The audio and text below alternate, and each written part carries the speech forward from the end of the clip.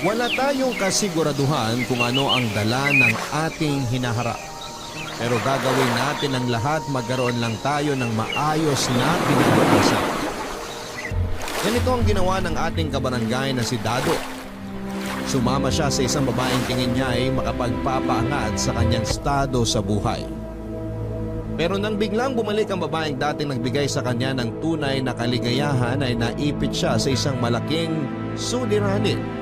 Kung sino ba sa dalawa ang dapat niyang piliin. Ang babae bang idinidikta ng kanyang isip o babaeng isinisigaw ng kanyang puso? Kung sino ang kanyang pinili sa huli, yan ang dapat ninyong abangan. Dito lamang sa mga kwento ng pag-ibig, buhay at pag-asa sa nangungunang Barangay Love Stories. Dear Papa Dudut, 45 anyos na po ako ngayon habang sinusulat ko ang liham na ito para sa inyo. Pero ang storya po na ibabahagi ko ay nangyari noong 25 years old pa lamang ako. Dado po ang pangalan ko. Ipinanganak, lumaki, hanggang ngayon ay nakatira dito sa Tondo. Hindi maganda ang buhay na ipinagkaloob sa akin. Laking squatter ako, Papa Dudut. Sugarol ang nanay ko samantalang dating drug addict naman ang tatay ko bago siya namatay. 5 kaming magkakapatid at lahat kami ay hindi nabigyan ng pagkakataong makapagtapos ng pag-aaral. Sa murang edad ay maaga na akong nagbanat ng buto para mapakain ng nanay kong walang trabaho at 5 kapatid na palamunin. Dahil walang tinapos ay nahirapan akong kumayod, Papa Dudut. Kaya nauwi ako sa mga iligal na gawain. Natuto ako magnakaw, ito ang naging pangunahing hanap buhay ko noon. Kung matatawag man itong hanap buhay. Labas-pasok ako noon sa kulungan dahil sa naging trabaho ko. Ganon pa man ay hindi ko pa rin tinigilan ang masamang gawain yon. Ito lang po kasi ang tanging paraan para magkapera ako noon at mapakain ko ang pamilya ko. Saka na lang ako natigil sa pagnanakaw ng isang barkada ang magpasok sa akin sa kalakaran ng pagbebenta ng laman. Kahit papaano ay meron din naman daw akong itsura at magandang pangangatawan. Pwede ko raw itong gamitin para magkaroon ng mas malaking halaga ng pera. Dahil wala naman akong karapatang mamili ng trabaho ay pinatos ko po ito, Papa Dudut. At tama nga ang sinabi ng kabarkada ko. Malaki ang nakukuhang pera sa pagbebenta ng laman. Sa trabaho na ito ko na po nakilala si Tonya, ang babaeng nagpabago sa buhay ko.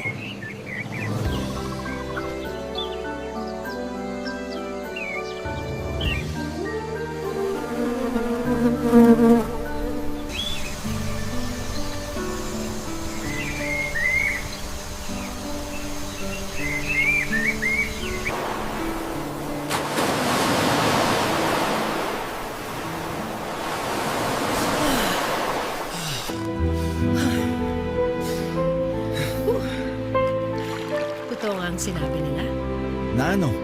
na magaling kang bata. Nag-enjoy ka ba? Oo, sobra. Ito yung matagal ko nang hinahanap eh. Ngayon ko na lang ulit naranasan. Patikim pa lang yan. Marami ka pang pwedeng maranasan sa akin. Talaga ba? O baka naman puro salita ka lang. 30% pa lang yung naranasan mo sa akin kanina. Malalaman natin yan sa susunod na pagkikita natin. Bakit? Alis ka na ba? Hindi pa. Gusto ko muna makipagkwentuhan sa'yo. Talaga? Ano bang gusto mong malaman tungkol sa amin? Ilang taon ka na nga ulit? 25. Malayo pa lang ang edad natin ha? Nung ganyan pa ang edad ko, hindi ka pa pinapanganak. Ilang taon ka na ba? Hulaan mo. 30? Sorry. Bobo ko sa math eh. 50 na ako. Papasa na ako bilang nanay mo. Talaga ba? Hindi ka na. Alam mo, babayaran naman kita eh, kahit hindi mo ako bulahan. Di nga. Totoo naman sinasabi ko eh. Bata ka pa talaga tingnan.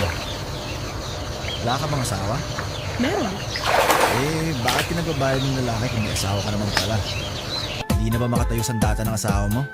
Kaya pa naman. Ang problema, sa ibang babae ginagamit yung espada niya. kaya sa iba ka rin sumasama? Gumaganti ka sa kanya. Hindi ako gumaganti. Sinasagot ko lang ang pangangailangan ng katawan ko. Paminsan-minsan, kailangan mo rin diligan ng halaman. Kung niloloko ka ng asawa mo, bakit di mo pa siya iwalayan? Bata ka pa nga talaga. Hindi ganun kadali yun, Dado. Paano hindi? Marami kang bagay na dapat i-consider bago ka makipaghiwalay. Mahirap magdesisyon basta-basta gamit ang emosyon lang. Kailangan mo rin gumamit ng utak. Kapag nakipaghiwalay ako sa asawa ko, ano mangyayari sa akin pagkatapos? Paano ang mga anak ko? Hindi mo pa yan maiintindihan ngayon kasi wala ka pang anak. Wala ka pang asawa. Isa pa, hindi mo kilala ang asawa ko. Mahirap kalabanin ng tao. Hahayaan mo na lang ba na harap-harapan kang niloloko ng asawa mo? Hinahayaan ko ba talaga? Kaya ka nga nandito sa tabi ko, di ba? Hindi ka ba natatakot na baka mahuli tayo ng asawa mo? Wala naman pakialam yun kahit na mahuli niya ako. Ang mahalaga, hindi ako mahuli ng ibang tao dahil kapag nangyari yun, masisira ang pangalan ng naman. Yun ang dahilan kung bakit hindi rin ako nagsasalita. Kahit na nahuhuli ko siyang kasama niya ang mga kapito. Mga? Dado, kung mayaman ka, hindi lang isa ang magiging kirito. Kayang-kaya mong bumili ng 2, 3. Hanggat may maisasalpak kang pera sa pagmumukha nila, hindi ka mauubusan ng babae. Ibang klase talaga mayayaman, no? Sarap siguro maging milyonaryo. Masarap, pero mahirap. Lalo na kung hindi na kayang tumbasan ng pera ang mga bagay na hinahanap mo. Lahat naman ng bagay dito sa mundo may katumbas na pera. Hindi lahat. Maniwala ka sa akin. Pera-pera lang yan. Basta may pera ka, lahat makukuha mo. Bata ka pa nga talaga. Pangalawang beses mo nang sinabi yan ah. Hindi na ako bata. O siya, di hindi na. Magbihis ka na. Aalis na tayo bago tayo abutan ng araw. Walang trabaho si Tonya, Papa Dudut. Pero hindi na niya kailangan magtrabaho dahil mayaman naman ang asawa niya. Ito ang rason kung bakit sa kabila ng harap-harapang panloloko sa kanya ng asawa niya ay hindi siya maiwan-iwan ni Tonya dahil sa kayamanan nito. Isa pa ay ayaw din niyang iwan ang 3 niyang anak na siyang tanging nagbibigay sa kanya ng rason para mabuhay. Nagkakilala kami ni Tonya matapos akong irekomenda ng isang kaibigan sa kanya. Naghahanap siya noon ng bagong lalaki dahil nagsawa na raw siya sa dating niyang boy toy. Maganda si Tonya, Papa Dudut. Kahit na 50 anyos na siya ay meron pa rin siyang magandang pangangatawan. Hindi mo siya makikitaan ng linya sa mukha niya. Makinis pa rin ang balat niya na daig pa ang balat ng bagong panganak. Sa unang tingin ay hindi mo akalaing nagbabayad siya ng lalaki para lang masagot ang pangangailangan niya sa katawan. Meron kasi siyang maamong mukha, mga tipo ng mukhang mapagkakatiwalaan. Simula noon, ay naging suki ko na si Tonya. Twice a week kami noon kung magkita at talaga namang tiba-tiba ako noon pagkatapos kong maibigay ang kagustuhan niya. Simula noon ay ako na ang nagbigay ng mga bagay na hindi kayang ibigay sa kanya ng asawa niya. Doon na po mas lumalim pa ang pagsasama naming dalawa, Papa Dudut. Sa sobrang pagkahumaling niya sa akin ay nagsimula na niya akong bigyan ng mga material na bagay. Sinimulan niya sa mga mamahaling relo na nasundan ng mga branded na damit at sapatos. Yun nga lang, Papa Dudut, ay kasabay ng paggaso sa akin ni Tonya ay ang pagkontrol niya sa buhay ko.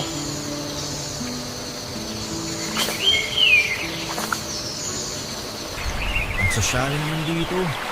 Dapat sinabihan mo ako na sa gantong lugar tayo pupunta. E di sana nagsuot man lang ako ng maayos-ayos na damit. Para kanino ka mag-aayos? Para sa ibang customer? Hindi ka naman nila kilala. Isa pa, wala tayong kasama rito kundi yung mga server lang. Para saan pa't magsusuot ka ng maayos na damit? Siyempre, nakakahiya. Tinan mo nga tong suot ko, para akong tambay. Bakit hindi ba totoo yun? Grabe ka naman sa akin. May trabaho naman ako, no? Ano, callboy? Trabaho bang tawag mo doon? Paano kung nga ba napasok sa trabaho mo? Good. Yun na naman ang sagot dyan eh. Lahat ng taong katulad ko, hindi naman namin gusto tong trabahong to. Kung mas may maayos sana kaming hanap buhay, edi sana wala kami sa lansangan. Hindi mo sana ako nakilala. Ayaw mo bang iwan yung pagpo-callboy mo? Bakit naman? Dito ako kumikita eh. Kesa naman magnakaw, mas magandang trabaho na to. Pag tumigil ako sa pagko-callboy, saan ako kukuha na ipapakain ko sa pamilya ko? Sa'yo? O sige, Anong o sige? bibigyan kita ng monthly allowance kapag tumigil ka dyan sa trabaho mo. Bakit mo naman gagawin yun? Dahil gusto kong ako lang ang trabahuhin mo. Mabait akong tao pero madamot ako pagdating sa mga ari-arian ko.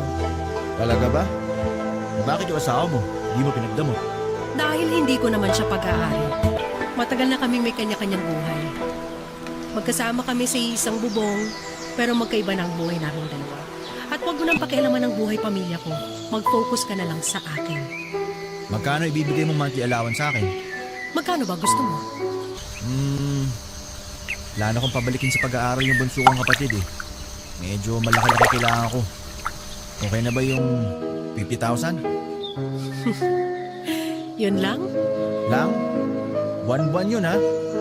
Pero kung may tataas pa, baka pwede mo pang dagdagan. Ako nang bahala dyan. Kapag pumayag ka sa gusto ko, kailangan mong sumunod sa rules ko. Anong klaseng rules naman yan? Nasabi ko na kanina yung una, huwag kang makialam sa family affairs ko. Mas maganda na yung wala kang alam. Bawal mong kontakin ng sino man sa pamilya ko, lalo na ang asawa ko. Maniwala ka sa akin, para sa ikabubuti mo yan at hindi para sa akin. Ba't ko naman gagawin yun? Wala naman akong paki sa asawa mo, no? Mas maganda na yung sigurado. Pangalawa, kapag aksidente tayo nagkita in public, hindi tayo magkakilala.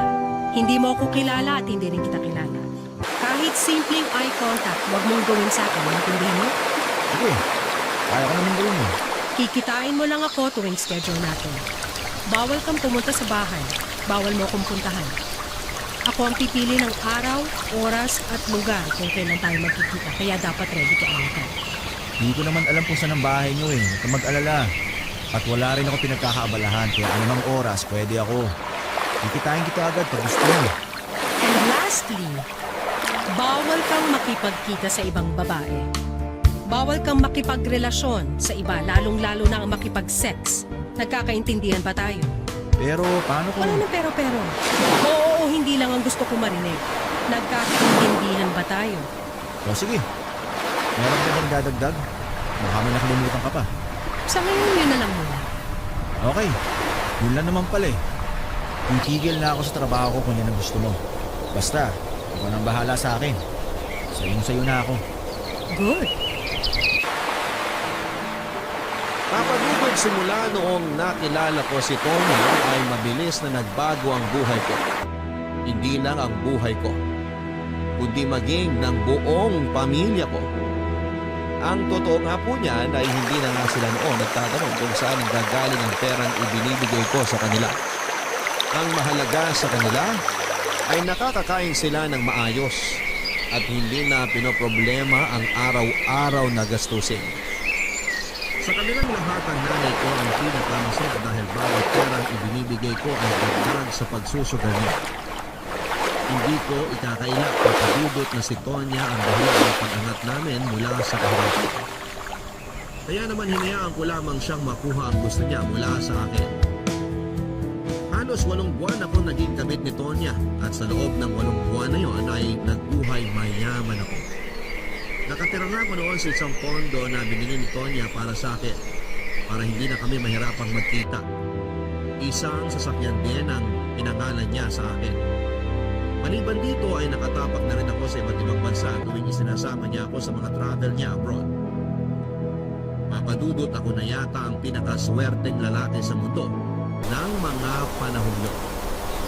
Ang kailangan ko lang gawin ay ibigay ang atensyon at pagmamahal na hindi niya matanggap mula sa asawa niya at sagot na nito ang lahat ng pangangailangan ko. Akala ko noon ay wala na akong mahihiling pa dahil ang mga dating pinapangarap ko lang ay natatamasa ko na kapalit lang ng ilang gabing kasama si Tonya. Pero ang kagustuhan ko sa buhay ay biglang nagbago nang muli kong makita ang ex-girlfriend ko, si Star. Papadudot magkababata kami ni Star. Magkasama na kaming lumaki at sabay na namulat sa malupit na mundong ito. Magandang babae si Star. Itinago nga lang ng kahirapan ang taglay nitong kagandahan. Ganun pa man ay siya ang unang babaeng bumihag sa puso ko. Makulit kasi siyang tao at mataas ang pangarap sa buhay. 17 anyos lang siya noon nang mabuntis siya.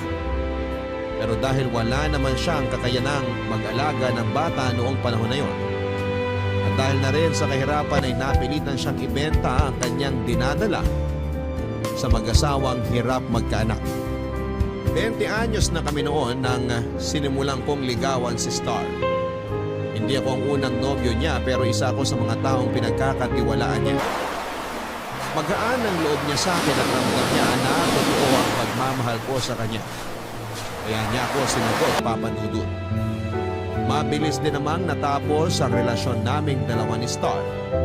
Dahil isang araw ay bigla na lang siyang nawala sa lugar namin. Nabalitaan ko na lamang na sumama na pala siya sa isang magandang foreigner sa kagustuhang matakasan ang hirap ng buhay. Papadudot umalis siya ng walang paalam. Ni hindi man lang niya nilinaw kung ano ang mangyayari sa relasyon namin matapos siyang umalis. Simula noon ay hindi ko na po siya nakita. Lumipas ang 5 taon ay wala akong natanggap na balita mula sa kanya. Hanggang sa muli nga kaming nagkita sa isang coffee shop.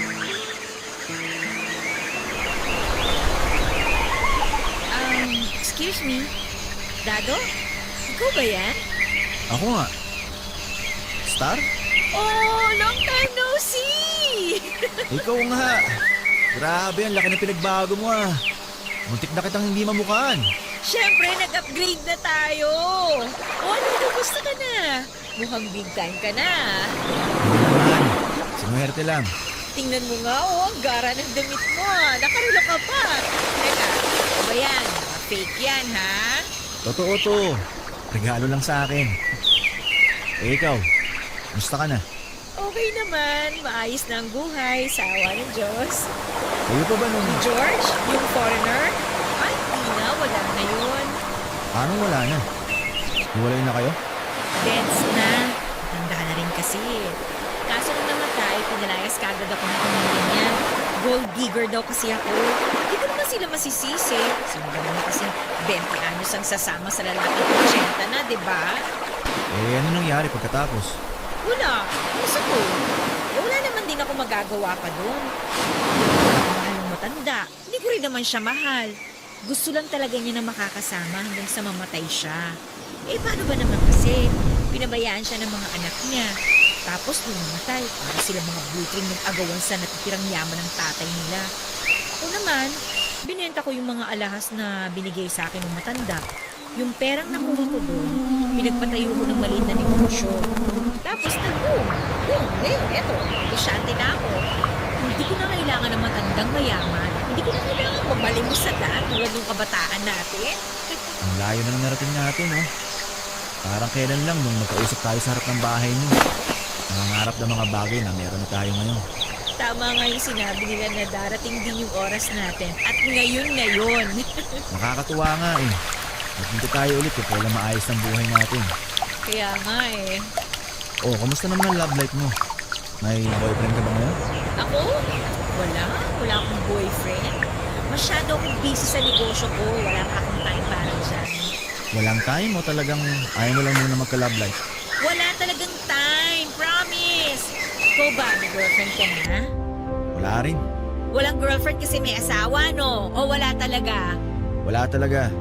Single na single ako ngayon. Eh bakit naman wala? May nililigawan ka ba? May hinihintay? Sabihin na lang natin na may hinihintay akong bumalik. At nakita ko na siya ulit ngayon. Nakita mo na? Ako ba yan? Ayoko mag-assume, ha? Pero hindi naman siguro ako yung tinutukoy mo, no? Pwedeng oo, pwedeng hindi. Malay mo. Anong klaseng sagot yan? Pero, seryoso. Masaya ako na nakita uli kita. Ako rin. Kaya dapat may kasunod pa to, ha? Sandali nga. kunin mo na lang yung phone number ko para makalabas naman tayo minsan. O eto, yung calling card ko ha. Medyo busy ako during weekdays kaya pag nag-invite ka, dapat weekends. Okay, sige. Labas tayo next time. O paano yan? Maiwan na kita ha? Nagmamadali rin kasi ako eh. Dumaan lang talaga ako para bumili ng kape at tapos sakto naman nakita kita. Message mo ako ha? Sige na, bye! Sige, ingat. Kita na lang tayo sa susunod. Papadudot na kailang sulyap pa nga ako kay Star noon bago ko nakumpirma ko siya ngayon dahil sobrang laki ng pinagbago niya. Hindi mo aakalaing nagmula siya sa hirap. Para siyang nag-glow up ng 5 beses. Ang dating marurumi at lumang damit ay napalitan ng magarang kasuotan. Para siyang modelo na sinuotan ng mga branded na damit. Puno rin ng kumikislap at kumikinang na alahas ang leeg at tenga nito. Pagkatapos ng pagkikita namin ay nagpalitan kami ng contact number. Ang araw na yon ay parang kandilang nasindihan muli ang pag-ibig namin na noon ay naiwan sa dinig. Sa muling pagkabukas ng koneksyon namin ni Star ay unti-unti naming naibalik sa dati ang pagiging malapit namin sa isa't isa. Ngayong alam ko na ang hindi pa nakatali si Star ay porsigido na ako noong ibalik ang dati naming relasyon. Gusto ko siyang ligawan. Gusto kong ituloy namin ang naunsyami naming pag-iibigan. Ngayong pareho na kaming may kaya sa buhay ay wala nang magiging hadlang sa pagsasama naming dalawa. Niligawan ko si Star, Papadudot. Sa katunayan ay hindi na ako pinahirapan pa ni Star dahil maging siya ay gusto rin ibalik ang dating kami. Mabilis kaming pumasok sa isang relasyon. Nang panahong yon, alam kong mali pero pareho kong pinagsabay sina Tonya at Star.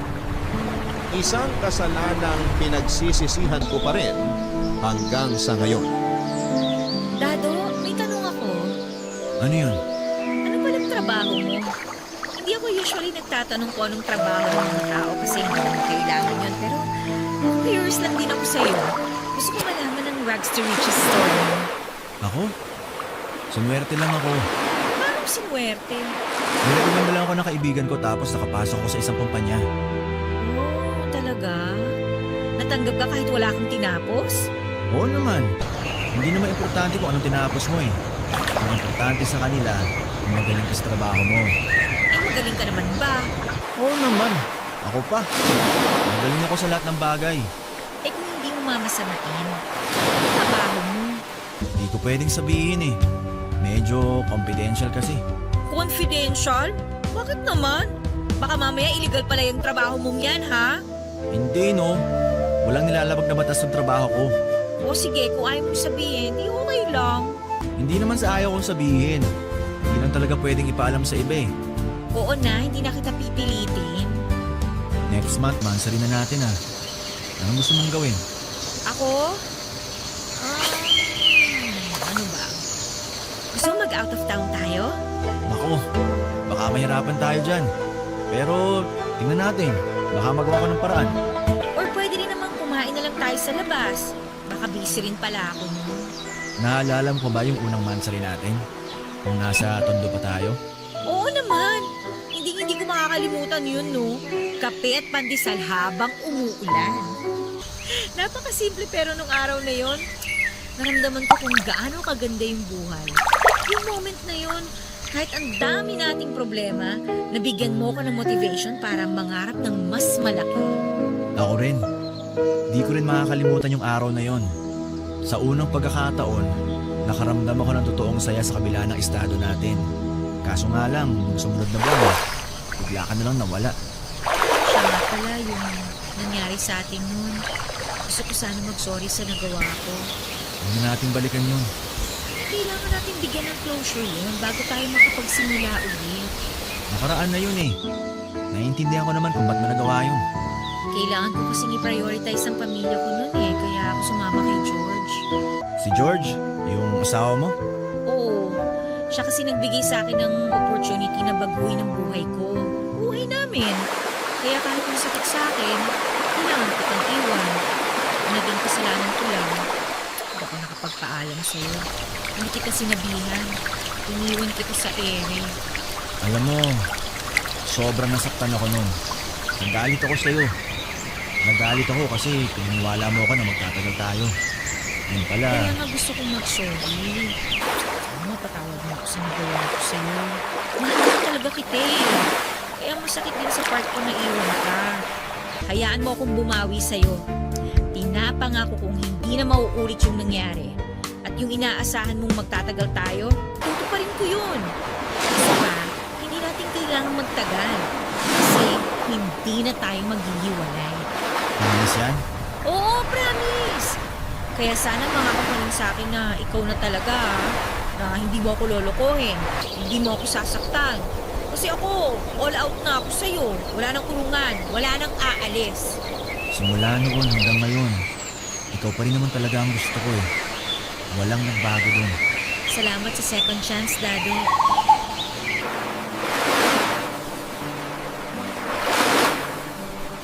Papadudot, inilihim ko kay Star ang relasyon naming dalawa ni Tonya. Alam ko kasing hindi maganda ang reaksyon ni Star kapag nalaman niya kung ano ang ginagawa naming dalawa ni Tonya. Gumawa ako ng ibang kwento kung paano ako nagkapera na agad namang pinaniwalaan ni Star. Isa pa, hindi ko na kailangan pang banggitin si Tonya dahil plano ko naman noong makipaghiwalay sa kanya. Nabigyan ako ng pangalawang pagkakataong makasama si Star at hindi ko nasasayangin pa ang chance. Bago pa mahuli ang lahat ay kakalasan ko na si Tonya. Ang problema, Papa Dudu, ay hindi pala ganong kadaling magdesisyon. Marami nang nagawa para sa akin si Tonya para pakawalan lamang niya ako basta-basta. Napagtanto ko na hawak-hawak pa rin ni Tonya ang lahat ng meron ako sa ngayon. Ang tinitirhan ko, ang gamit na sasakyan ng perang nagpapakain sa akin maging sa mga suot kong damit ay nasa kamay ni Tonya. At kapag kumawala ako sa kanya ay kasabay din niyang mawawala ang mga ito. Isang bagay na hindi ko kayang mangyari. Sa akin pa rin kasi umaasa ang buo kong pamilya at kapag nawala si Tonya ay babalik ulit kami sa dati. Wala rin naman akong trabaho noon na babagsakan kaya wala akong ibang pagpipilian kundi ang manatili sa buhay ni Tonya.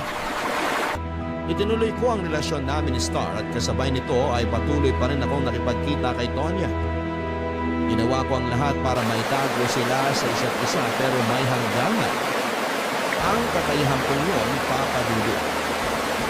Dumating ang araw na kinakatakutan ko at yun ay nang mahuli ni Tonya ang relasyon namin ni Star.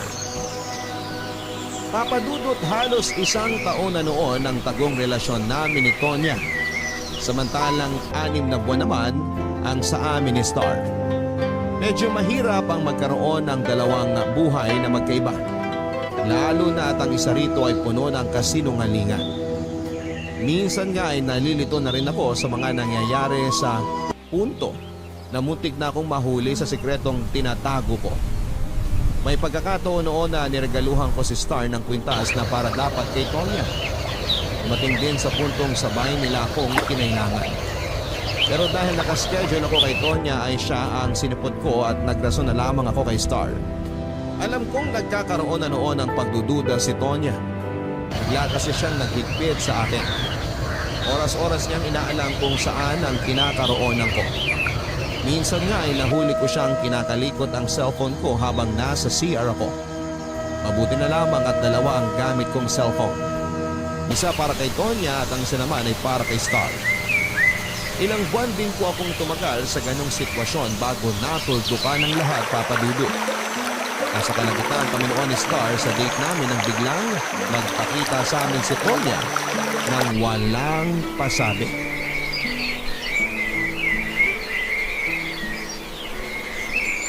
Mabuti naman pag-day off ka ngayon. Kala ko pa busy ka tuwing Huwebes. Mabait yung best ko eh. Pinayagan naman ako mag-off. Sinabi ko kasi may emergency ako. Diba? Nagsinungaling pa, ha? Yung mga ganyang boss na mababait, dapat hindi mo niloloko. Mahirap na makaharap ngayon ng boss na marunong umintindi, no? Ngayon ko lang naman ginawa ito eh. Tsaka mabait akong empleyado.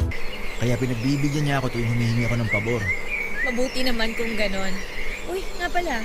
Next week busy ako ha. Uwi kasi ako ng Lucena eh. Bakit? Anong gagawin mo doon? Bibisitahin ko sina nanay. Wala na ba sila sa Tondo? Sorry ha. Wala kasi nung hiwalay tayo. Hindi na kasi kami kabalita sa kanila. Okay lang yun. Naiintindihan ko. Matagal na silang wala sa Tondo. Nung umalis ako, umuwi sila ng Lucena. Doon na sila tumira. Tsaka maghahanap ako ng magandang lugar kung saan pwede magpatayo ng business doon. Magtatayo ka ng negosyo sa Lucena? Oo. Last month ko pa plano magtayo ng second branch doon. Kailan balik mo? Hindi pa ako sure eh. Baka 3-4 na araw ako doon. Tagal na rin kasi ako hindi nakakabisita sa kanila eh. Ganun ba? Kung hindi ka nga sana busy. Well, hello! Isasama sana kita eh. Yes? Kilala ba kita? Hindi. Pero kilala ako ng kasama mo. Tonya! Anong ginagawa mo rito? Hindi ba dapat ako magsabi ng tanong na yan sa'yo? Anong ginagawa mo rito? Akala ko ba may emergency ka? Naayos ko na yung emergency. Wala nang problema. Kung ganon, kitain mo ako mamaya. Maghihintay ako sa'yo. Ikaw po ba yung boss ni Dado? Boss? Oo, siya nga. Siya yung boss ko na sinasabi ko. Boss ko siya. Sorry po ma'am. Pasensya na kayo. Akala ko kasi off niya ngayon. Ako talaga yung nagpumilit sa kanyang lumabas kaya sana wag po kayong magalit sa kanya. At ikaw si... Ako po pala si... Star. Siya po si Star. Kaibigan ko po. Kaibigan. Ha? I see. Nice to finally meet you, Star. So paano yan? Maiwan ko na kayo at baka nakakabala na ako sa inyo. Hihintayin na lang kita mamaya, Dado. Alam mo naman siguro kung saan ako makikita, di ba? Opo. Mamaya na lang. Talaga, Dado? Kaibigan? Kaibigan mo lang ako? Sorry. Nabigla ako sa nangyari. Hindi ko inaasahan na makikita tayo ni Tonya. Kinakahiya mo ba akong girlfriend? Hindi. Hindi kita kinakahiya, Star. Ang hirap kasi ipaliwanag eh. Basta hindi pwedeng malaman ni Tonya na may girlfriend ako. At bakit naman? Nasa kontrata mo ba na bawal ka magka-girlfriend? Ipapaliwanag ko na lang sa susunod na pagkikita natin. Kailangan ko muna puntahan si Tonya. Aalis ka na? Kailangan eh. Pasensya ka na, Star. Mabawi ako sa susunod. Dado! Dado, sandali lang! Ano ba? Hindi pa ako tapos! Marami pa akong tanong!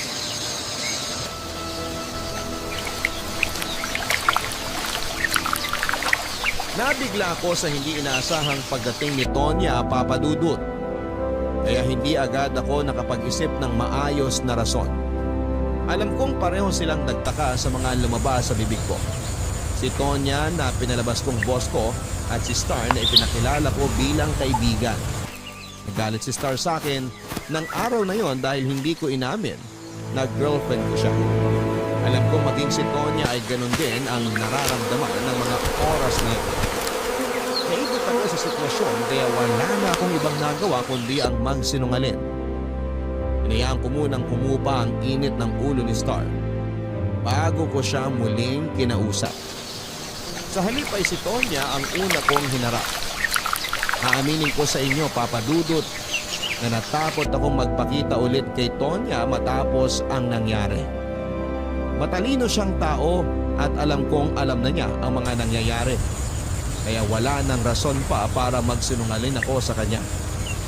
Bago umuwi sa kondo ay sinubukan kong tawagan si Tonya sa kanyang cellphone para makapagpaliwanag. Pero hindi niya ako sinasagot. Wala na akong ibang choice noon kundi ang harapin siya mismo. Pagkarating ko sa tinitirhan kong kondo ay nadatnang ko si Tonya noon na naghihintay. Kalmado ang itsura nito pero alam kong sa loob-loob niya ay kumukulo na ang dugo niya. Isa sa mga pinagbabawal niya ang nilabag ko at ito ay ang makipagrelasyon sa iba habang kami pang dalawa Papadudut.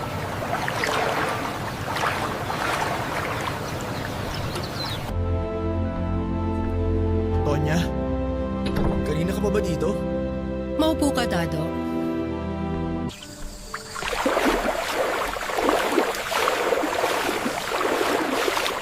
Simulan mo nang magpaliwanag hanggat hindi pa mainit ang ulo ko. Tonya, kung ano man yung iniisip mo, Hindi totoo yan.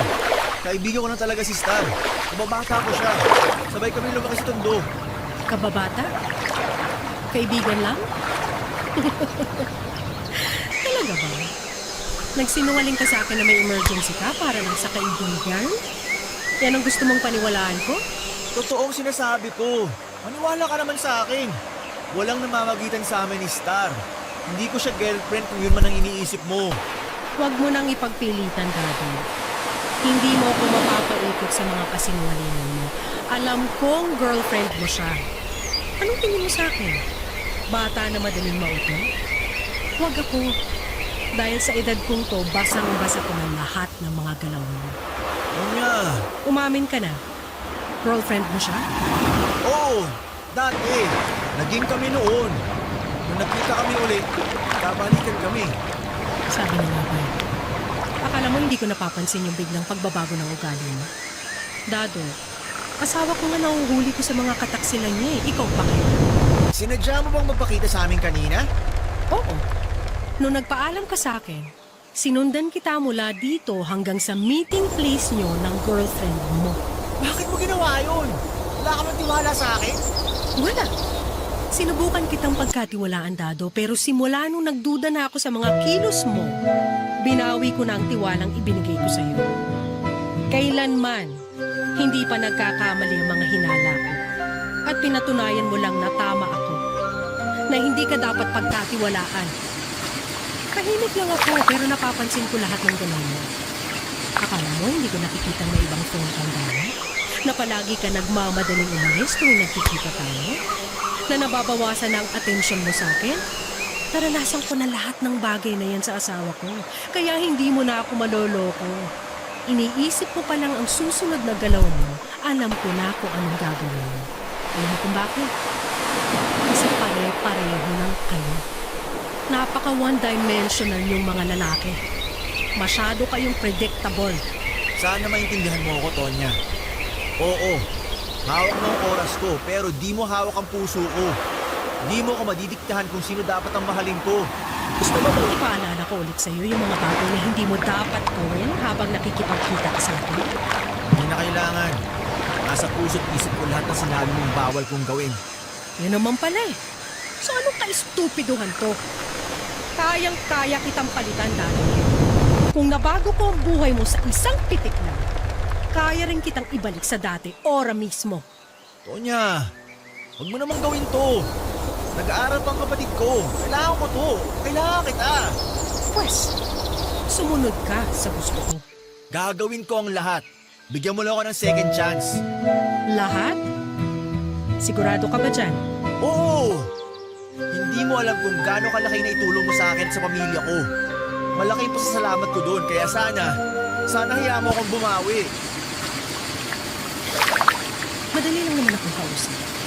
Kung handa kang gawin ang lahat para sa akin, patunayan mo. Iwan mo si Star. Ano? Hiwalayan mo ang girlfriend mo. Di ko yung pwedeng gawin. Mahal ko si Star, Tonya. Mamili ka. Pamilyang binubuhay mo o ang taong mahal mo? Tonya naman. Sabihan mo ako kung nakapag-desisyon ka na. Maiwan na muna kita. Baka sakaling makapag-isip ka ng tama kung mag-isa ka.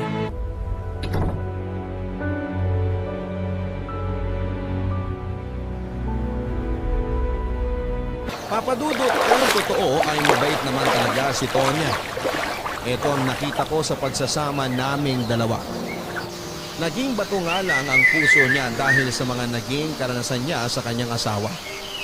Ang lalaking dati niyang minahal ay pinagtaksilan siya, hindi lang isang beses kundi paulit-ulit. Lahat ng ito ay kailangan niyang tanggapin para lamang mapanatiling buo ang kanyang pamilya. Hindi ko naman siya kinakampihan dahil meron akong mahihika sa mga masasamang ginagawa niya. Pero gusto ko lang din sabihin na kung ano man siya ngayon ay dahil pinagkaitan lang siya ng kapalaran. Ganun pa man ay hindi ko kayang ibigay ang hinihiling ni Tonya, Papadudot. Hindi ko kayang iwan si Star dahil siya ang totoong itinitibok ng puso ko. Noon pa man ay alam ko na ang kahinatnan ng relasyon naming dalawa ni Tonya. Hindi ko siya minahal. Pinakisamahan ko lamang siya dahil sa kanyang yaman at alam naming pareho yun. Kailangan niya ako at kailangan ko rin siya. Sa madaling salita ay nagkamitan lamang kami. Alam kong sa oras na iwan ko si Tonya ay mawawala na rin sa akin ang lahat ng yaman na meron ako. Kahit na anong gawin ko, kahit na sino man sa kanilang dalawa ni Star ang piliin ko, meron pa rin mawawala sa akin. Sa huli, mas pinili ko ang taong makapagpapaligaya sa akin, Papa Dudut. Sa kanilang dalawa ni Tonya at Star, si Star ang pinili ko, Papa Dudut. Hindi ko kailangan ng marangyang buhay, mahirap man ang maghanap ng pera, ay kakayanin ko ito para lamang sa taong minamahal ko. Hindi ko kailangan ng malaking tirahan, ng magarang sasakyan at magandang kasuotan kung wala naman itong naibibigay na kaligayahan sa aking buhay. Si Star lang ang nakapagbibigay sa akin noon, kaya siya ang pinili ko sa kabila ng salaping magmumula kay Tonya. Si Tonya ang patunay na hindi lahat ng may kaya sa buhay ay masaya. Maraming ang pera si Tonya. Kaya niyang magpunta sa iba't ibang bansa anumang oras. Kaya niyang bilhin ang lahat ng nais niyang bilhin. Pero sa huli ay malungkot pa rin siya. Hindi kasi matutumbasan ng pera ang inaasam niyang pagmamahal na matagal na niyang gustong maranasan. Ayoko matulad sa kanya, Papa Dudut. Ito ang dahilan kung bakit handa kong talikuran ang lahat para lamang kay Star. Bago ako nakipaghiwalay kay Tonya ay kinausap ko muna si Star para liwanagin ang nangyari sa resto. Gumawa ako ng panibagong kasinungalingan para mapagtakpan ng napakong alkohan. Nilabas kong may gusto sa akin si Tonya at kapag nalaman niyang may girlfriend ako ay paalisin ako sa trabaho. Naniwala si Star sa mga sinabi ko, Papa Dudut. Ganon kalaki ang tiwala niya sa akin. Doon din ay pinangako kong hindi na ako magsisinungaling sa kanya at iiwanan ko na ang trabaho ko para sa kanya na siyang labis na kinatuwa ni Star. Pagkatapos nito ay sunod ako nakipagkita kay Tonya para tapusin na ang lahat.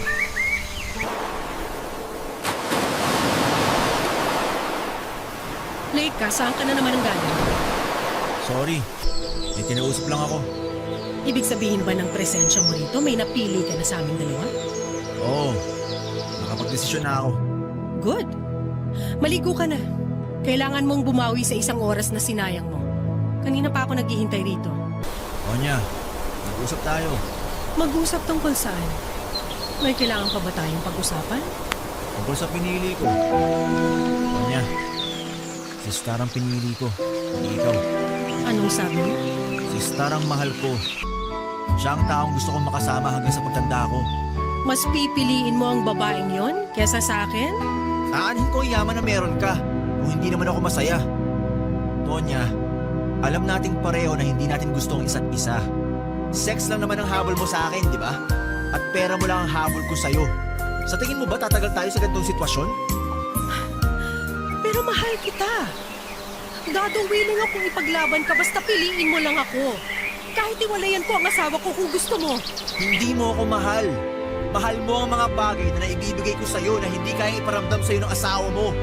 Sana huwag kang malito sa mga nararamdaman mo. Pero totoo, mahal kita, Dado. Ikaw ang gusto ko. Tapusin na natin to, Tonya. Ito yung susi ng kondo. Ito naman yung sa kotse. Iiwan ko din itong telepono na binili mo para sa akin. Hindi mo na kailangan ibalik yung mga yan. Para sa'yo talaga yan, please. Dado, wag mo naman akong iwan ng ganito. Di ba nangako ka sa akin? Pinangakuan mo kung ibibigay mo ang lahat sa akin? Pangako yun, kapalit na mahihita ako sa'yo. Masyado ako nabulag sa mga regalo mo, sa pera mo, kaya handa ako ibigay ang lahat noon. Pero iba na ngayon. Hindi ko na kailangan ng mga bagay na meron ako ngayon. Dahil nahanap ko na ang totoong makapagbibigay ng kaligayahan sa akin. At si Star yun. So itatapo mo na lang ako basta-basta? Matapos mo makuha ang gusto mo, iiwan mo ako ng ganito na lang? Tonya, huwag kang umastang biktima rito. Dahil ang totoo, naggamitan lang tayo. Nakuha ko ang gusto mo sa'yo, nakuha mo ang gusto mo sa akin, kaya quits lang tayo. Paano na ang kapatid mo? Nag-aaral pa siya. Patitigilin mo siya sa pag-aaral para lang sumaya ka? Maghahanap ako ng trabaho para maipagpatuloy yung pag-aaral niya. mo naranasan? Paano ka makakahanap ng trabaho? Maliban sa pagbebenta ng katawan, anong trabaho pang pwede mong gawin? Hindi porket wala kang tinapos at mahirap lang ako, mamatayin mo na ako. Marami pa akong kayang gawin na hindi mo alam, Tonya. Yan ang problema sa inyong mahihirap. Nakatikim lang ng kaunting ligaya, handa nang iwan ang lahat. Hindi kayo marunong gumamit ng utak. Kaya kayo namamatay na mahirap eh. Kaya ka rin siguro malungkot hanggang ngayon kasi ganyan ang turing mo sa mga tao na nakakababa sa'yo. Oo, mahirap kami, pero kaya naming sumaya. Ikaw, nasa iyo na nga ang lahat. Pero ang tanong, masaya ka ba? Kaya kong sumaya anytime, Daddy. Marami akong pera. Sana nga. Sana kaya kang bigyan ng kaligayahan ng pera mo. Pero kahit anong gawin mo, hindi na mapipigilan ng pera mo pag alis ko. Sige, umalis ka. Iwan niyo ako. Ganyan naman kayo eh. Kapag nagsawa na mang-iiwan. Sanay na ako. Ano pa bang ina-expect mo? Pero ito ang tandaan mo, Daddy. Hindi pa to ang huling pagkikita natin. Tingin mo makakaalis ka sa mga kamay ko ng basta na lang? Paalam, Tonya. Hindi pa tayo tapos! Huwag mo ako tinatalikuran! Dado! Pagkatapos kong iwan si Tonya ay agad kaming nag-live-in ni Star. Sa kanya ako tumira, Papa Dudut. Katulad ng inaasahan ay binawi ni Tonya ang lahat ng ibinigay niya sa akin. Nang tanongin ni Star kung ano nangyari sa mga ari-arian ko ay pinalabas kong nalubog ako sa utang. Kaya kinailangan kong ibenta ang sasakyan, maging ang kondo na ginagamit ko. Simula noon ay hindi na nagtanong pa si Star tungkol sa nangyari. Mahirap man ay eto ang naging bunga ng pagsira ko sa tiwala ni Tonya. Tanggap ko na noon na babalik na naman ako sa paghihirap, pero hindi ko hahayaang mangyari yun. Sinikap kong maghanap ng trabaho, yun nga lang dahil wala naman akong tinapos at wala ring sapat na karanasan ay nahirapan akong makahanap ng matinong trabaho. Ang nakitang solusyon ni Star sa problema ko ay ako ang naisip niyang mag-manage ng kanyang negosyo. Nang panahon na yun kasi, Papa Dudut, ay plano niyang magbukas pa ng isa pang negosyo. Kaya kailangan niya ng titingin dito. Ilang buwan nang lumipas ay naging maganda ang relasyon namin ni Star, Papa Dudut. Akala ko noon ay natakasan ko na sa wakas ang mga problema ko, pero ang totoo ay paparating pa lamang para kami sa isang malaking unos. Isang araw ay bigla na lang umuwi si Star at galit na galit. Oh, Star! Napaaga yata. Walang niya ka! Bakit? Anong ginawa ko? Ba't mo ako sinampal? Kailan mo pa ako pinaglololoko? Ha? Kailan pa, Dado? Ano po sasabi mo? Hindi kita maintindihan. Tingin mo, bobo ako? Alam ko na ang totoo. Alam ko na ang lahat. Umalma ka nga muna. Sabihin mo sa akin, ano yung totoong pinagsasabi mo? Kinausap ako ng boss mo kanina. Sinong boss? Kita mo? Sarili mong kasinungalingan, hindi mo mapanindigan. Nag-usap kami ni Tonya kanina lang. Nag-usap kayo ni Tonya? Anong pinag-usapan nyo? Kailangan ko pa bang ulitin kung anong sinabi niya sa akin? Kasi alam kong alam mo na ang sagot sa tanong mo. Kung ano man ang sinabi niya sa'yo, sinisiraan lang niya ako. Walang katotohanan namang pinagsasabi niya sa'yo. Di ba sinabi ko naman sa'yo na may gusto siya sa akin? Kaya gagawin niyang lahat para lang masira tayo. Huwag mo nang subukang isalbay ang sarili mo dahil sirang-sira ka na sa akin, Dado. Star, pakinggan mo naman ang side ko. Mas maniniwala ka kay Tonya? Sabihin mo nga sa akin ang totoo. Callboy ka? Ha? Oo, dati. Callboy ako dati. Kung walang-wala ako, kailangan ko ng pera kaya nag-callboy ako. Kaya kayo nagkakilala ni Tonya. Oo, Tapos pumayag kang maging kabit niya kapalit ng pera. oo, ganun nga. Tapos habang kabit ka ng isang mayamang matrona, niligawan mo ko. Pinangakuan mo ko na ako lang ang babae sa buhay mo. Ako naman si Tanga, sinagot naman kita. Ngayon, pinagsabay mo kaming dalawa. Tama, di ba? Totoo mga pinangako ko sa'yo, Star. Pero pinagsabay mo kami. Tama, di ba? Sumagot ka! Oo, pero hindi ko gusto mangyari yun. Nahirapan akong kumawala kay Tonya. Kailangan ko siya para makapag-aral ang kapatid ko. Sana intindihin mo naman ang sitwasyon ko. Intindihin? Intindihin ang ano? Dado, ang laki-laki mong tao. Bakit hindi ka magbanat ng buto? Bakit kailangan mong kumapit sa matrona? Kung makapagsalita ka naman, parang hindi ka kumapit sa kanong para makabangon sa buhay ah. Ang kapal ng mukha mong ihalin tulad ako sa'yo. Una sa lahat, hindi ako naging kabit. Pangalawa, wala akong mga taong pinagsabay na niloko, kaya wag mo akong itutulad sa'yo. Hindi kita niloko, Star. Totoo kong nararamdaman ko sa'yo. Kaya pala kinailangan mo magsinungaling. Si Tonya, boss mo, nagtatrabaho ka sa kumpanya, nalubog ka sa utang kaya ka nagbenta ng condo unit at sasakyan? Ano pa? Ha? Ano pang kasinungalingan ang isinagsak mo sa akin na pinaniwalaan ko? Star, nagawa ko lang naman ang lahat ng yun kasi naipit ako eh. Hindi! Ginawa mo lahat ng yon kasi ginusto mo. Kung sasabihin ko ba sa'yo yung totoo nung simula pa lang, matatanggap mo ba ako? Di ka makasagot, di ba? Kasi kahit sabihin ko pa ang totoo sa'yo noon o ngayon, iisa lang ang kahinat na ng lahat. Magagalit ka pa rin sa akin.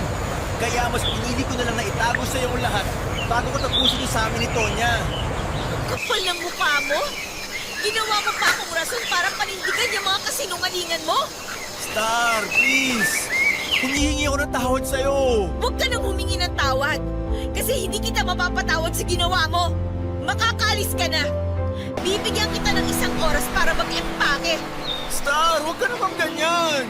Gusto ko pagbalik ko, wala ka na rito sa pamamahay ko!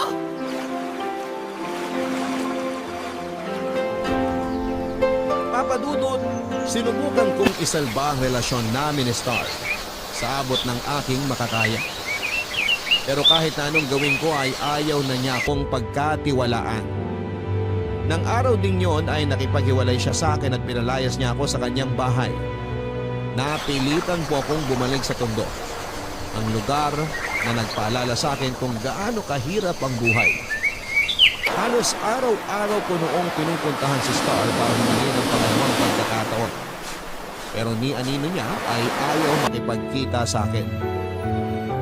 At dahil nga sa galit ay sinugod ko si Tonya sa kanilang pamamahay. Kinausap ko ang asawa niya at isiniwalat ang lahat na nangyari sa aming dalawa ni Tonya. Nagulat ako nang tawagan lamang ako ng asawa niya. Para bang wala siyang pakialam sa nangyari. Sa halip na magalit kay Tonya ay binantaan pa niya ako na kapag lumapit ako sa pamilya nila ay sa kulungan na ang magiging bagsak ko.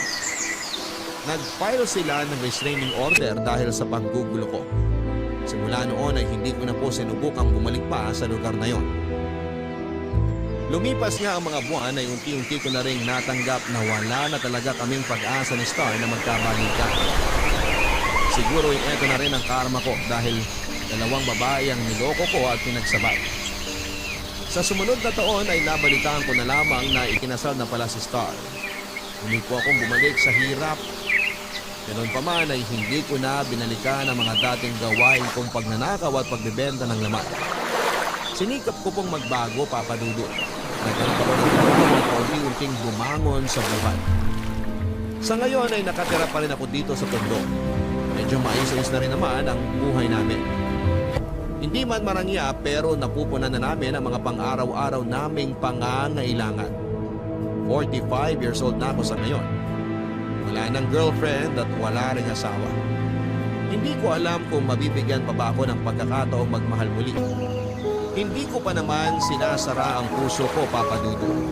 At kung sakali mang may dumating, ay sisiguraduhin kong magiging tapat ako sa kanya gamit ang mga natutunan kong kamalian sa aking nakaraan. Hanggang dito na lamang po at maraming salamat, Papa Dudut, sa pag-share ng kwento ko. Ang inyong forever kapuso at kabarangay, Dado. Wala talagang maayos na dulot ang pagsisinungaling, mga kapuso. Kung sa simula pa lang ay alam na nating mali ang ginagawa nating kalokohan, huwag na tayong umasa pa ng happy ending. Binigyan tayo ng utak para malaman kung alin ang masama sa hindi. Sana'y huwag nating sayangin ito sa paggawa ng kamaliang pagsisisihan din natin sa huli. Huwag nating gamiting rason ang kahirapan para gumawa ng kasalanan dahil alam natin lahat na kapag gusto nating makuha ang isang bagay, maraming maayos na paraan. Pero kapag ayaw, maraming dahilan. Hanggang sa muli mga kapuso, ako po si Papa Dudut sa mga kwento ng pag-ibig, buhay at pag-asa sa Barangay Love Stories number 1. May mga pinaghihiwalay na muling pinagsasama.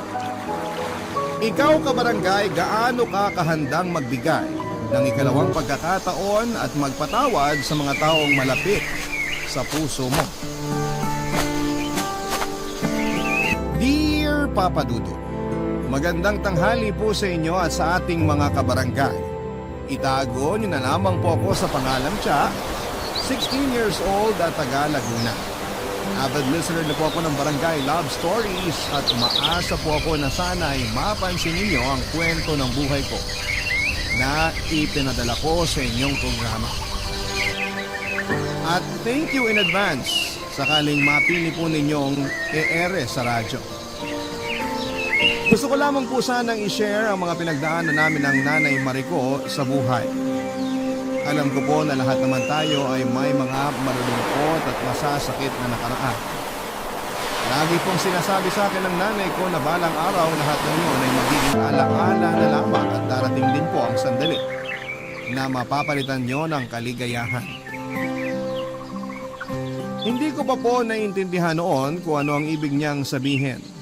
Pero hindi tumigil ang nanay ko sa pagpapaalala sa akin na kahit mahirap ang buhay naming dalawa, umaasa pa rin kami na magiging maayos ang lahat.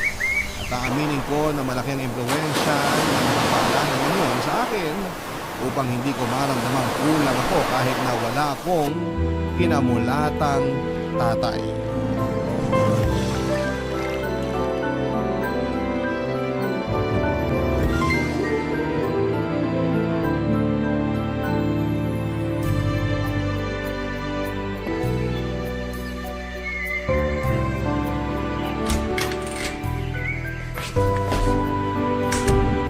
Nay, nandito na po ako.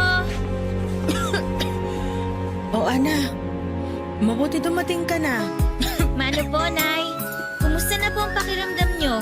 May lagnat pa po ba kayo? Wala na. Effective yung gamot na pinainom mo sa akin kanina. Ay, mabuti naman po kung ganon. Nag-aalala po kasi ako sa inyo, pero ayaw nyo naman magpaalaga sa akin. Ayun, buong araw ko kayong inisip habang nasa school ako. Ikaw talaga. Siyempre, mas importante pa rin ang pag-aaral mo, nak. Di ba kamo may exam kayo? Kasi hindi ko pa nga nagre-review eh. Kaya alam ko na mahalaga sa'yo yun. Pero mas mahalaga pa rin po kayo sa akin, Nay. Paano na lang kung may nangyaring hindi maganda sa inyo rito habang nasa school ako, di ba? Hindi ko po makakaya kung pati kayo mawawala sa akin. Hindi ko po alam ang gagawin ko, Nay. Maayos na naman si nanay. Tsaka hindi pa ako kukunin ng Panginoon dahil marami pa akong dapat gawin. Isa na doon ang igapang ang pag-aaral mo hanggang makatapos ka sa kolehiyo. Kaya nga kahit maganda kuba na ako sa pagtatrabaho, titiisin ko. Alang-alang sa'yo, anak. Ay, nandun na po tayo. Pero huwag niyo naman pong pagurin ang sarili niyo. Balita ko, hindi kayo kumakain sa tamang oras, tapos nagpapatuyo rin kayo ng pawis sa likod. Talagang magkakasakit po kayo niyan, Nay. Wala po ako lagi sa tabi niyo para paalalahanan kayo ng mga bagay na sinasabi niyo rin sa akin. Oo, tingnan mo tong batang to. Biglang ako naman ang pinagalitan. Hindi po ako nagagalit. Nagpapaalala lang po ako. Hindi ba sabi niyo, kahit alam na natin ang isang bagay, importante pa rin na may nagpapaalala sa atin? Kaya nga kahit nanay ko kayo at anak niyo ko, hindi po ako magsasawa o mapapagod na magsabi sa inyo, Nanay. Mahal na mahal ko po kayo. Tsaka ayoko may mangyaring masama sa nag-iisa kong magulang. Nakakataba naman ang puso ng binigyan ng mga salita mo mula sa'yo, na. Napakaswerte ko kasi dumating ka sa buhay ko. Kung wala ka, sigurado na baliw na ang nanay. Nay naman eh. Siyempre, mahirap na ang buhay tapos mag-isa pa ako. Ako rin naman po, masisira na po ako ng ulo kapag nawala kayo.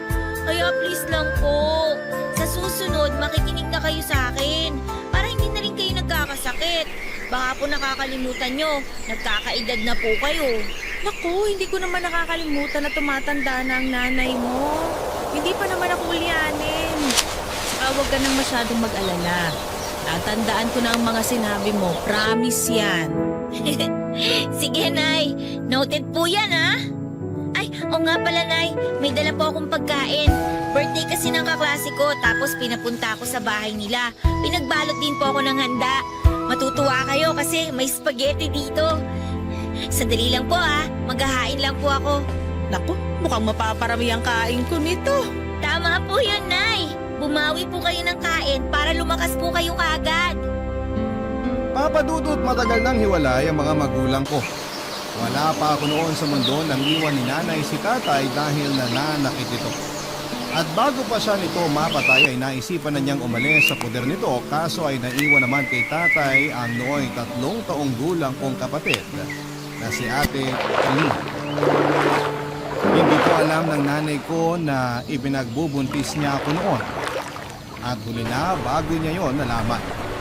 Kung tutuusin ay nalagay pa po sa alanganin ng buhay namin pareho nang lumabas ako sa tiyan ni nanay sa ika-7 buwan ng pagbubuntis niya.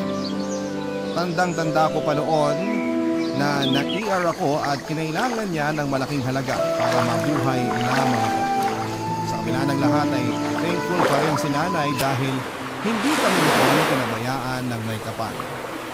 Sa pagpapatuloy po ng aming buhay, nangamuhan lamang po si nanay at madalas ay kasama niya po ako sa trabaho niya hanggang sa magkaedad ako dahil wala namang magbabantay sa akin.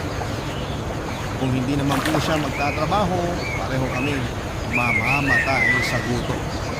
Kaya na kahit doble yung hirap ay nagsis ko si nanay para maitaguyod lamang ako, papadudot. Bilang anak ay walang araw at gabi na hindi ako naging proud sa tang may-ari rin ng maliit na kwarto na inuupahan namin.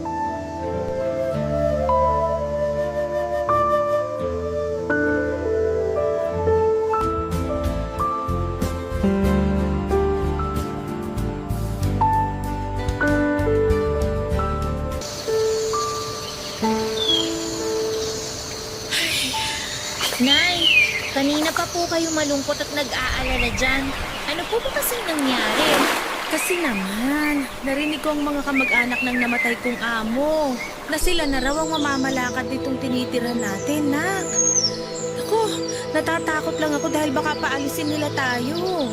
Bakit naman po nila tayo paaalisin, Nay? Wala naman po tayong ginagawa sa kanila. Tsaka yung amo niyo po yung nagpatira sa atin dito sa paupahan niya. Nandun na tayo. Pero noon yun, nung nabubuhay pa siya. Ay. Anak, alam mo naman na sumasala tayo sa pag-aabot ng bayad natin ng renta rito, di ba? Pero pinagpapaumanhin na nila tayo nung namatay kong amo dahil naaawa siya sa ating magnanay. Kaso ngayon nawala na siya. Baka paalisin na rin tayo rito dahil hindi tayo regular na nakakapagbayad ng renta. Hindi naman po siguro nila gagawin yun, Nay. Alam naman nila na mahirap pa tayo sa daga. Tapos papaalisin pa nila tayo dito. Tsaka ngayon lang naman po tayo hindi regular na nakakapag-abot dahil nagkasakit nga po kayo tsaka hindi po nakakapasok sa trabaho. Sana nga mapagpasensya nila ang sitwasyon natin. Nagsisikap naman tayo sa buhay na balang araw makakaahon din tayo sa hirap, nak. Kaya nga po, Ating dalawa. Pero bata ka pa. Hindi mo dapat masyadong pinoproblema ang mangyayari sa hinaharap. Ang pag-aaral mo ang dapat na inaatupag mo. Pasensya ka na kung nakapagsasabi ako ng mga hinahingko at pangamba. Pero hindi ibig sabihin nun ipoproblemahin mo na rin ang mga bagay-bagay na dapat ako ang nag-aalala. kung sosolohin niyo po ang problema at pag-aalala, mahihirapan po kayo, Nay. Kahit bata pa po ako, may muwang na po ako sa mundo. Alam ko po kapag malungkot kayo o may masakit sa inyo, pwede niyo pong sabihin sa akin ang mga kinakatakot niyo. Wala man po ako magagawa sa ngayon, at least gumaan po yung pakiramdam niyo. Alam mo, Nak, tama ka. Medyo nawala nga ang pag-aalala sa dibdib ko kasi nakwento ko na sa'yo. Kita nyo? Sabi sa inyo, kausapin nyo lang po ako eh. Kaya, Nay, huwag na po kayo masyadong mag-alala ha. Dahil hindi po mangyayari ang kinatatakutan nyo. Hindi po tayo mapapaalis sa tinitira natin kasi makakapagbayad naman po tayo sa mga utang natin. Tama yun. Bukas na bukas makikipag-usap ako sa kanila. Tapos mas dodoblehin ko pa ang sipag ko sa pagtatrabaho para madagdagan ang kita ko. Pero wag po kayo masyadong magpapagod, Nay, ha? Aba, oo naman. Alam ko magagalit ka sa akin kapag nagkasakit uli ako. Hindi po, Nay. Magagalit lang po ako kapag pinabayaan yung sarili nyo. Papa Dudut, maswerte si nanay dahil nakakatagpo siya ng mga taong may mabubuting puso na siyang kinakasangkapan ng Diyos para mapadali ang aming buhay. At isa na nga po doon ang amo niya na nagpatuloy din sa amin sa paupahang bahay nito para aming tuluyan. Kaya lang matapos nga po nitong mamatay ay nagkaroon ng pagkakataon ng mga kamag-anak niya ang kinin ang properties niya. Kasama na po doon ang mga paupahan niya. At ang unang ginawa ng mga kamag-anak niya ay paalisin kami. Ang totoo ay hirap po kaming makabayad ng renta ni nanay kaya pinag-initan nila kami at sinabi sa amin na hindi sila ampunan. Nang mga panahon na yon, kahit na anong pagmamakaawa ang gawin namin ay hindi nila kami pinapakinggan at pagdudot. Nayak na nga lang kami ni nanay habang isa-isang dinadampot ng mga damit at gamit namin sa lupa na pinagtatapon nila. Akala ko po talaga ay matutulog kami ni nanay sa kalsada ng gabing yun. Pero mabuti na lamang dahil tinulungan kami ng kaibigan ng namatay na amo ni nanay na kilala niya matapos nitong umattend sa burol noon. Sa awa ng Diyos. Meron po kaming bubong na nasilungan at maayos na higaang tinulugan. Matapos kami nitong patuloyin at kupkupin sa bahay niya. Papa Dudut. Barangay Love Stories. Barangay Love Stories. Papa Dudut, bukod sa pagpapatuloy sa amin ng kaibigan ng dating amo ni nanay sa bahay nila, ay binigyan din po niya ng trabaho si nanay sa pamamagitan ng pagbabantay sa tindahan niya. Hindi nga po nagtagal ay nakaipon kami ng sapat na halaga ng pera para makapagrenta ng kahit na maliit na kwarto malapit lang din sa pinapasukan ni nanay. Walang hanggan pa rin po ang pasasalamat namin sa Pong May Kapal. Dahil sa kabila ng mga pagsubok sa buhay na pinagdaraanan namin ay lagi pa rin po niya kaming tinutulungan. Kung kami lang kasi ni nanay ay siguradong baka nasiraan na kami ng ulo dahil sa sobrang hirap. Nagsumika po si nanay sa pagtatrabaho para matustusan ang pag-aaral ko at pagkain namin sa pang-araw-araw, Papa Dudut. Bilang ganti ay nagsisikap po ako para makapagtapos nang sa ganon ay maibalik ko lahat ng sakripisyo ng nanay ko sa akin simula bata pa lamang ako. Naniniwala ako na deserve niya yon. Matapos ang mga paghihirap na pinagdaanan niya sa buhay, mabuhay lamang niya ako at madala sa mundo na ito. Tanging hiling ko lang po sa Diyos ay bigyan niya ang nanay ko ng mahabang buhay at mabuting kalusugan sa araw-araw.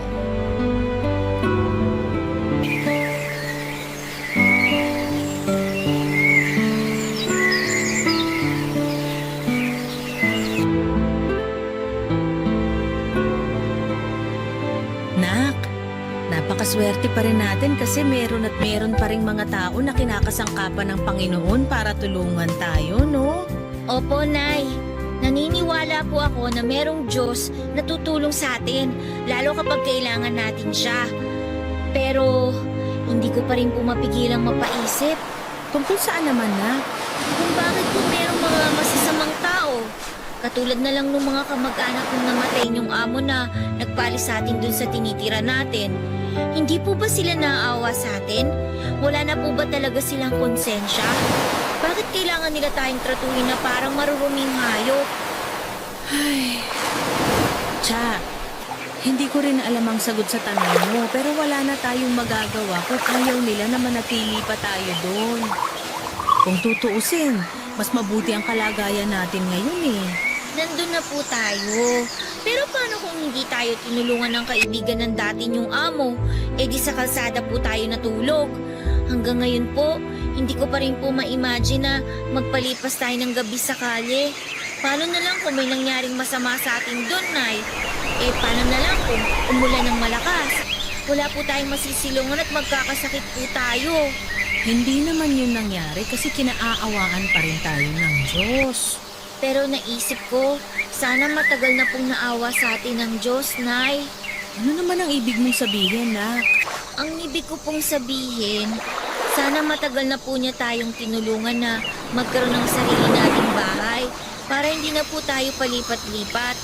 Kasi kahit sanay na tayo sa ganun, nakakapagod pa rin po eh. Anak, nasa ating mga gawa ang katuparan ng mga pangarap natin sa buhay. Katulad ng sinasabi mong pagkakaroon natin ng sariling bahay. Ang Diyos, patnubay natin siya at pag-asa para magpatuloy at magsumikap sa buhay.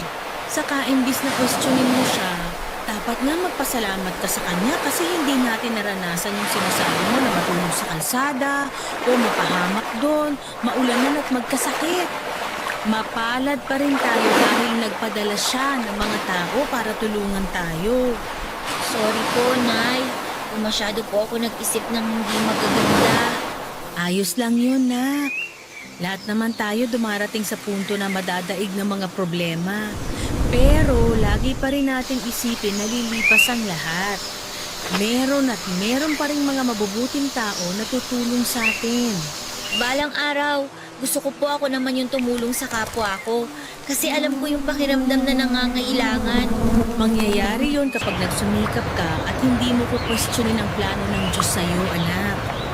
Oo, mahirap sa umpisa, pero wala tayong hindi malalagpasan kapag kasama natin siya. Salamat po sa palaging pagpapaalala. Malaking bagay po yung mga payo nyo, lalo kapag nakakalimot ako. Ikaw din naman, lagi mo akong pinapaalalahanan. Saka, sino-sino pa ba ang magtutulungan? Tayong dalawa rin naman, diba? Opo, Nay. O siya, tama na nga itong usapan na to. Mabuti pa tulungan mo na ako maghain doon para makakain na tayo. Nagluto ko ng paborito mong adobong sitaw, Nak. Talaga po, Nay? Naku, ipapakita ko po sa inyo kung paano ko itataob yung kaldero.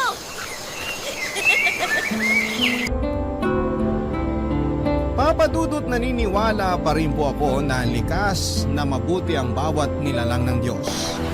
Kasi kahit mas marami yung mga masasama at malulungkot na balita sa telebisyon at social media, ay meron pa rin pong iilan na mababait at pilit na nagpapakabuti.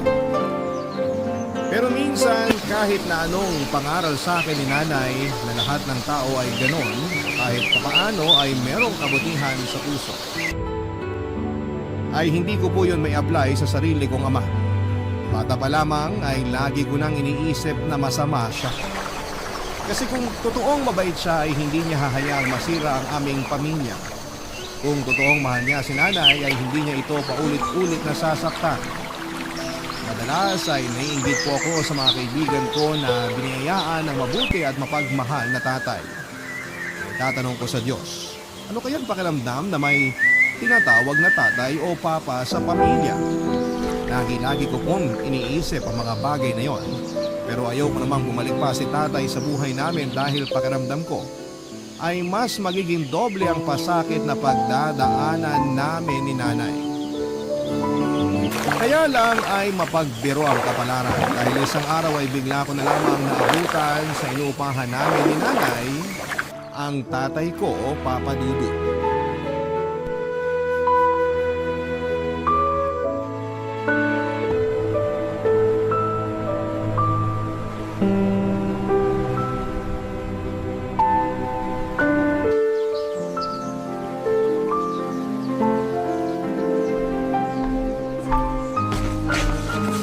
Nay?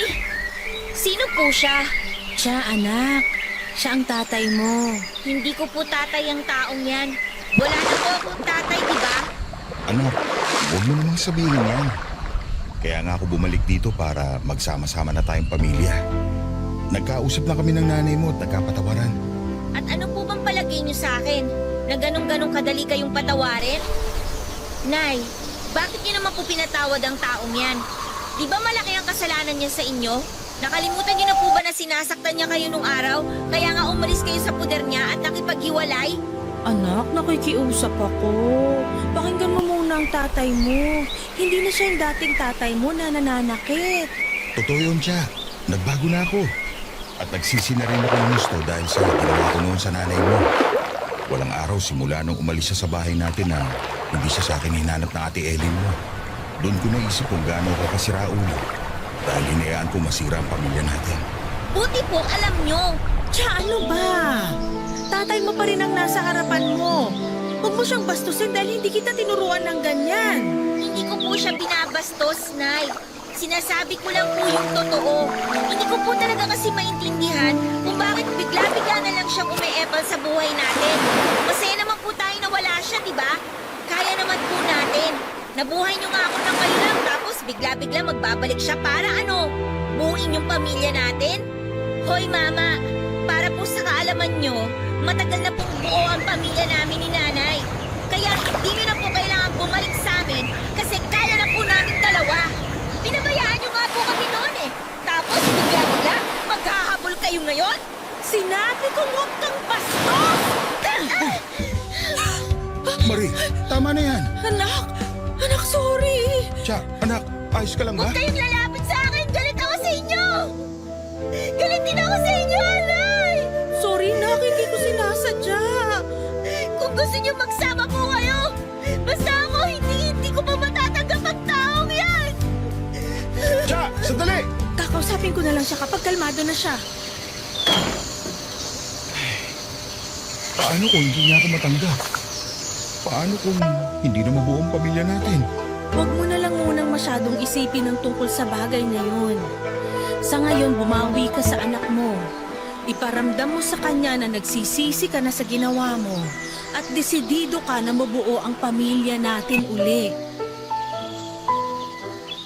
Papa Dudut, sabihin niyo na po na masama akong anak dahil sa naging asal ko at pananalita sa tatay ko. Pero masisisi niyo ba ako? Buong buhay ko ay wala akong itinuring na ama tapos ay bigla-bigla na lamang na walang pasabi na magbabalik siya sa buhay namin ng nanay ko. Kung nasigmura siya ng nanay ko na patuloyin sa pamamahay namin, kausapin at ituring na parang bisita, pues ako po ay hindi. Niayaw ko nga siyang tingnan sa mga mata ko kung pakinggan ang mga sinasabi at pakiusap niya. Alam ko na may magsasabi dyan na tatay ko pa rin siya kahit pagbalik-balik na rin kumaan ang mundo. Oo, nandun na tayo sa hindi mawawala na magkadugo kami at siya ang dahilan, Papa Dudu, kung bakit ako nabubuhay ngayon. Pero ng mga panahon na yon ay nagbingi-bingihan po ako, Papa Dudu. Meron pa rin naman akong karapatang magalit sa kanya dahil sa mga pinagagawa niya noon kay nanay. At meron pa rin ako karapatang kamahiyan siya ng paulit-ulit kahit na sabihin niyang nagbagong buhay na siya. Barangay Love Stories. Barangay Love Stories. Nanay ko, Papa Dudu. Siya na nga itong ginawa ng masama ng tatay ko ay siya pa rin ang unang tumanggap at nagpatawad dito. Nang mga panahon na yun ay aaminin ko na kahit siya ay kinaiinisan ko. Hindi ko po kasi maintindihan kung bakit napaka-rupok niya. Hindi ko naman siya pinagbabawalang mag-asawang muli kung gugustuhin niya pero parang ang hirap tanggapin ang plano niyang pakikipagkaibigan sa tatay ko. Malakas po ang paniniwala ko na nagbalik lamang si tatay sa buhay namin ni nanay para saktan lamang siya ng gusto. Marami po akong tanong noon, Papa Dudu. Tulad na posible ba na magbago ang isang tao at ma-realize niya isang araw kung ano yung mga kasalanan niya sa kapwa niya. Kung oo, bakit gusto niya pa ulit bumalik sa buhay ng mga taong nasaktan niya? Hindi ba niya alam na yung paghihiwalay nila ng landas ang pinakamabuting regalo niya para sa mga taong nagawa niya ng masama? Yan po ang eksakong damdamin ko ng panahon na yon tungkol sa pagbabalik ni tatay sa buhay namin. At kahit na nga sabik na sabik akong mabuo ang pamilya namin kasama ang ate ko ay hindi mawala-wala ang takot sa puso ko na baka sa umpisa lamang masaya Tapos, mas masakit pala sa dulo.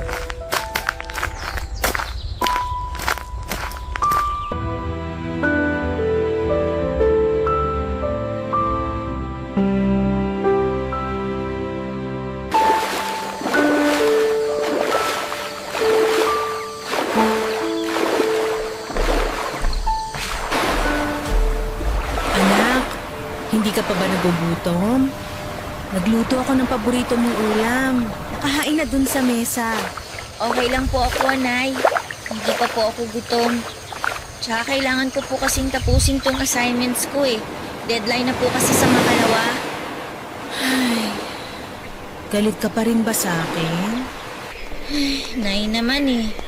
Alam niyo naman po na hindi ko kayo kayang tiisin, di ba? Tsaka, hindi po ako galit. Naiinis lang po ako. Naiintindihan ko kung saan nanggagaling ang inis mong yan. At pasensya ka na kasi binaliwala ko ang feelings mo, anak. Tapos nasaktan pa kita. Hiyang-hiya ako sa sarili ko matapos kong gawin sa'yo yun. Kasalanan ko rin naman po kasi naging bastos ako. Tama po kayo nang sabihin yung hindi niyo ako pinalaki ng ganon. Kaya palagay ko dapat lang talaga na sampalin niyo po ako. Ikaw talaga. Hindi nga kita pinadadapuan sa lamok ng baby ka pa kasi sobrang selan mo kaya. Kaya pasensya ka na talaga, anak, ha? Wala na po yun. Apology accepted. Pero Nay, ano po bang plano niyo? Sigurado na po ba kayo na may kipagbalikan kayo kay tatay? Ang sa akin lang naman po, paano po kung saktan niya ulit kayo? Hindi ko po siya mapapatawad pag nangyari yun. Nakikita ko naman sa tatay mo na sincero siya sa mga sinasabi niya sa akin, nak. Alam mo ba nung nagkausap kami, humingi kagad siya ng tawad sa akin. Umiyak din siya at kulang na lang magmanikluhod siya sa harap ko. Inawat ko na nga lang kasi ayoko namang gawin yun. Kung may kasalanan siya sa akin nun, hindi pa rin naman mawawala yung takot sa dibdib ko na baka isang araw, maulit-uli yung naranasan ko sa mga kamay niya kapag pinabalik ko siya sa buhay ko at sa pamilya natin. Kung mangyayari yun, hindi ko mapapatawad ang sarili ko lalo kung idadamay ka pa niya. Kaya nga nagdadasal ako sa Diyos. Humingi ako ng patnubay sa kanya kung tama ang desisyon ko na bigyan pa ng chance ang tatay mo para makasama natin. Sa huli, magaan ang dibdib ko, anak. Kaya alam ko rin na tama ang desisyon ko yun. Bukod doon, miss na miss ko ng ate mo na hindi ko siya nakita at nakasama ng mahabang panahon.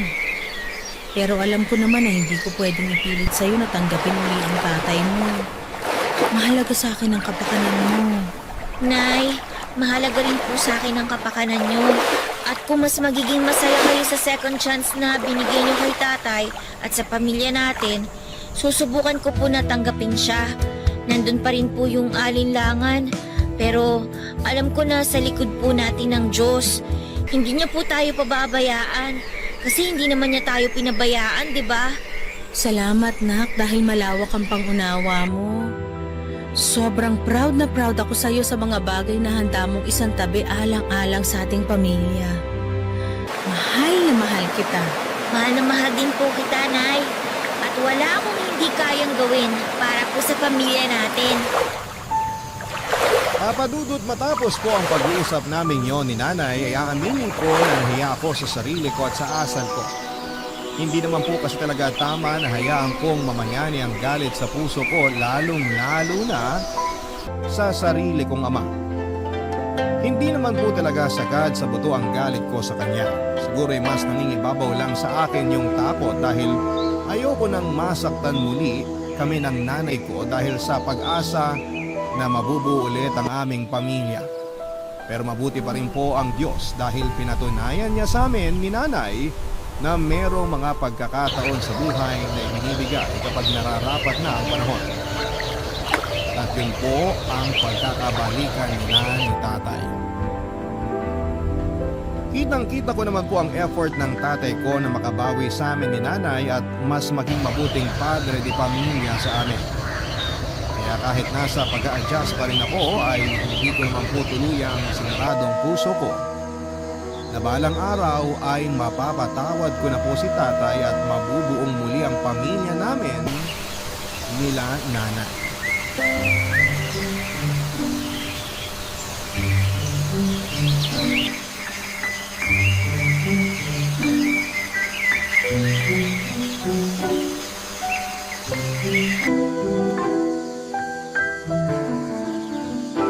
Mahal, sinuot ba ng anak natin yung bestidang binili ko?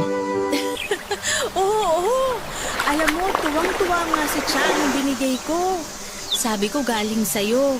Ayaw ngang bitiwan tapos panay-ikot dun sa salamin. Gustong-gusto niya yung damit, mahal. Ang ate Ellie niya pumili ng damit na yun para raw pareho sila. Naku, dapat pala isinama ko na rito ang kapatid niya para nagkita na sila. Kaso patapos pala ang klase ng panganay natin. Kaya bali ang mangyayari, dadaanan na lang natin siya sa eskwelahan mamaya. Ayos lang yon. Hindi na ako makapaghintay na makita silang mag-ate. Cha, anak! Kanina ka pa dyan sa banyo, ah. Hindi ka pa ba tapos magbihis? Sandali lang po, Nay. Mukhang kinakabahan ang anak mo. Narinig ko po yun, Nay, ah. Wow, anak! Tama nga ang nanay mo. Bagay na bagay sa'yo yung bestidang suot mo. Lalo pang gumanda. Tay naman eh. Nagsasabi lang ng totoo ang tatay mo, nak. Tiningnan mo na ba ang sarili mo sa salamin? Ang ganda-ganda mo. Kanino ka pa magmamana? Sa akin lang naman, di ba? Totoo po yan, Nay. Kasi pareho tayong maganda. Excited ka na ba sa labas natin, nak? Opo, Tay. Gusto ko na kayong makasama pati si ate. Pero kinakabahan pa rin po ako. Kasi first time nating lalabas na isang pamilya. Sanay po kasi ako na si nanay lang ang kasama ko eh. Huwag kang kabahan, anak. Dahil pamilya mo kami. Kumilos ka lang na natural para maging komportable ka. Ay. Sorry ulit kasi kailangan mo maranasan na lumaking walang kinikilalang ama. Bukod dun, ang dami nyo ring hirap na pinagdaanan ng nanay mo. Ang totoo, hanggang ngayon, hiyang-hiya pa rin ako sa inyong dalawa. Laki na lang talaga ng pasasalamat ko sa Diyos dahil tinanggap niyo pa rin ako sa buhay niyo nung bumalik ako. Naniniwala ako na mabuti ang Diyos dahil binigyan niya tayo ng ikalawang pagkakataon para mabuo ang pamilya natin. Kaya gagawin ko ang lahat para hindi sayangin ang pagkakataon na yun. Babawi ako sa inyo at gagawin ko makakaya ko para maging mabuting padre de pamilya. Anak, ang tagal kong hiniling na mangyaring araw na to. Gabi-gabi, bago ako matulog, lagi kong pinagdarasal sa Diyos na sana makita ko na ulit ang nanay mo. Tapos nung malaman kong buntis pa lang nanay mo na magkakawalay kami, sobrang saya ng puso ko. Kaya nga na makita ko yung galit mo sa akin noon, walikot ako ng gusto. Pero hindi naman kita masisisi dahil karapatan mo yun, anak. Malaki ang pagkakasala ko sa inyo ng nanay mo. Nakaraan na yun, mahal. At nagkausap na kami ni Cha. Matalino ang anak natin. Naiintindihan niya ang sitwasyon. Tama po si nanay. Ang mahalaga po sa akin ngayon, mabuo po ang pamilya natin. Mahal ko kayo ng nanay mo, Cha. Mahal ko rin po kayo. Namin po ni nanay, Tay. O paano? Alis na tayo? Naghihintay ng ate Ellen mo na. Excited na yun na makita kayo ng nanay mo. Tara na po, Nay, Tay. Sunduin na po natin si ate. Papa Dudut, alam kong sinabi ko na hindi ko mapapatawad ang tatay ko.